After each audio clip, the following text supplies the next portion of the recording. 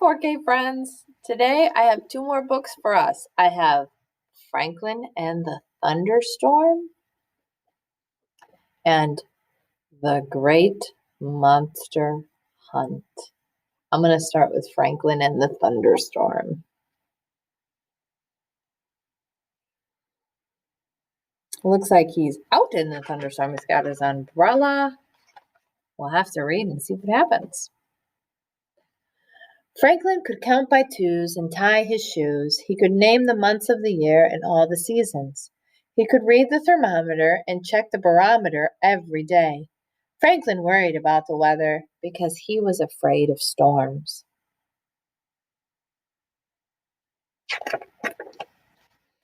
One day, Franklin was supposed to play at Fox's house, but the sky was getting dark and the clouds were thick. Maybe I shouldn't go, Franklin said to his mother. She looked out the window. It probably won't rain until later, she said. You have time to get to Fox's.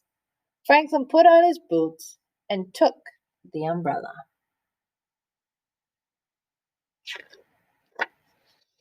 As Franklin hurried to Fox's house, he kept looking at the sky. The clouds moved quickly and the wind swirled dirt in the air. Franklin felt all jumpy inside.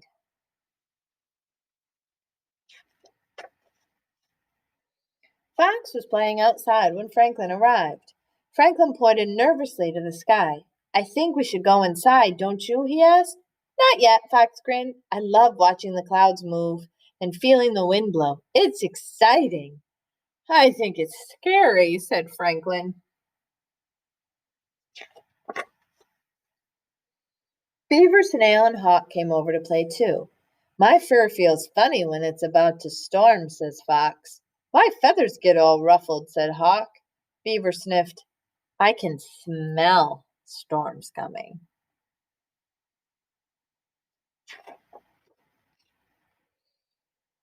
The wind became stronger. Hawk flew the loop-de-loops. Whee! He cried. Franklin held onto his hat and shivered. It was almost as dark as night when the big fat raindrops began to fall. We should go in, shouted Franklin. No, said Fox. Follow me.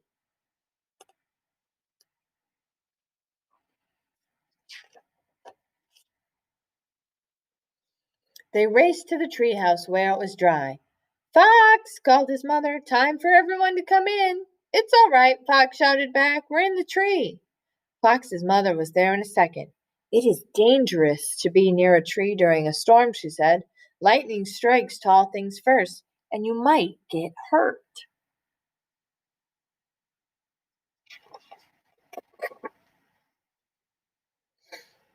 Franklin held on to Fox's mother all the way from the tree to the house. They were barely in the door when there was a flash of zigzag light. Lightning! Shrieked Franklin. He trembled. Kaboom! Thunder! He screamed. It's okay, Franklin, said his friends. We're safe here. But Franklin had crawled deep inside his shell. Fox's mother brought treats. Still, Franklin wouldn't come out. Franklin's friend begged him to play, but Franklin stayed put.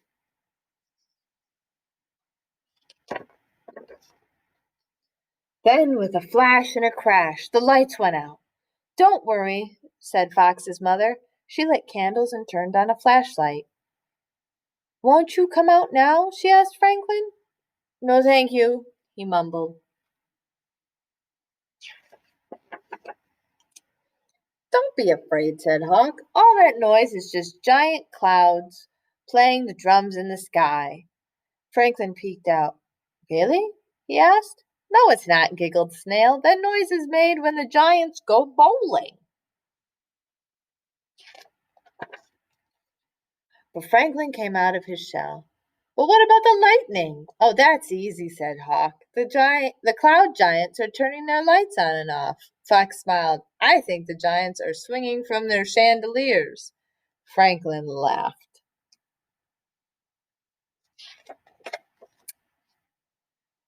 Giants? That's ridiculous, said Beaver. Mr. Owl says lightning is a big spark of electricity that travels from the sky to the ground. The spark is so hot that it makes the air around it pop. That's the sound of thunder. Amazing, said Franklin. Franklin felt a little better. He even played flashlight tag with his friends. Soon there was hardly any lightning. The thunder was a low rumble from far away, and the rain stopped. Then the lights went on. Storm's over, said Fox. Let's go outside and play. Look, said Franklin, a rainbow. I know why the storm is over, Franklin said. Those giants heard there's a pot of gold at the end of every rainbow, and they've gone to find it. Even Beaver had to smile. The end. Our next book is The Great Monster Hunt.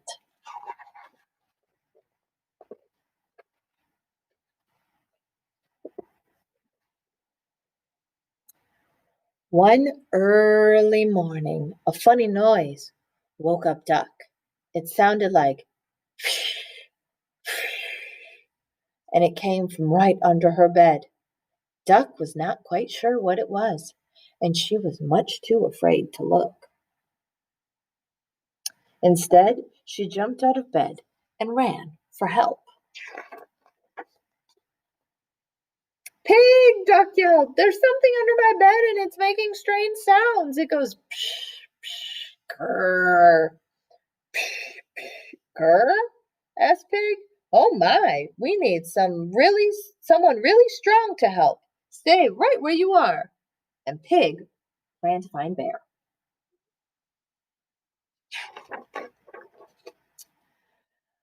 Pig told Bear all about the frightening noise under Duck's bed. It goes psh, psh, grr, bang, bang. I wanted to tell you, Bear, because you are big and strong. Bear lifted a huge log. It is true that I am strong enough for almost anything, he said, but I think we better find someone who is loud enough to chase this thing away.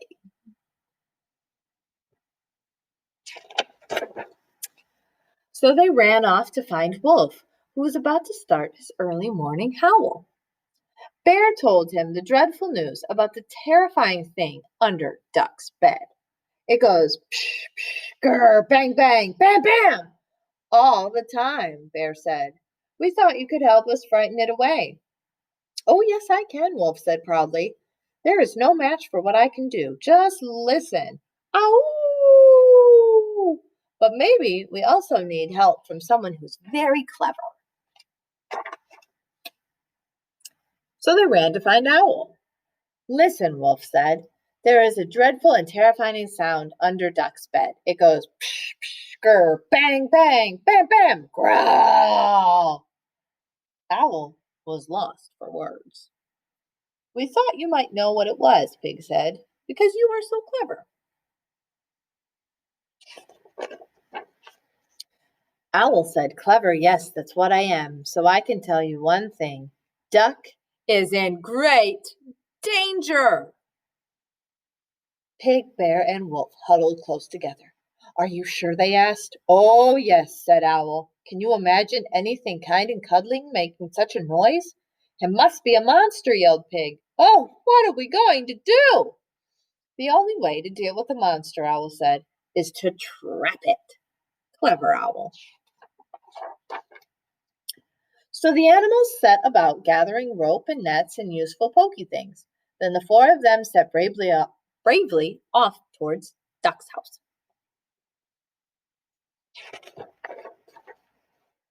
Ow! Owl led the way because trapping the monster was a clever idea. Next came Wolf, howling loudly. Then came Bear with his monster buster stick. And last was Pig, clutching his great monster catcher net. Finally, they arrived at Duck's house and flattened their ears against the door. But no monstrous sound was heard. No screaming, no crying, nor calling for help. Maybe we are too late, whispered Bear. Oh no! Pig cried in despair. Duck, are you there? Called Wolf.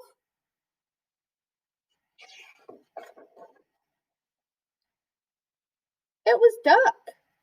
You are here, she said. Duck, you are in great danger, whispered Bear. There's a monster under your bed!" cried Pig. Duck looked fit to faint. "A monster," she whimpered. "How do you know?" "Because it goes psh, psh, grr, bang, bang, bam, bam, growl," Pig yelled. "And whee!" Owl added. "Come on, let's get it." And the animals charged into Duck's house. Up the stairs they crept, and then they heard a sound. Psh, psh, it went. Came from right under Duck's bed. Owl flashed his torch. The animals gasped. They could not believe what they saw.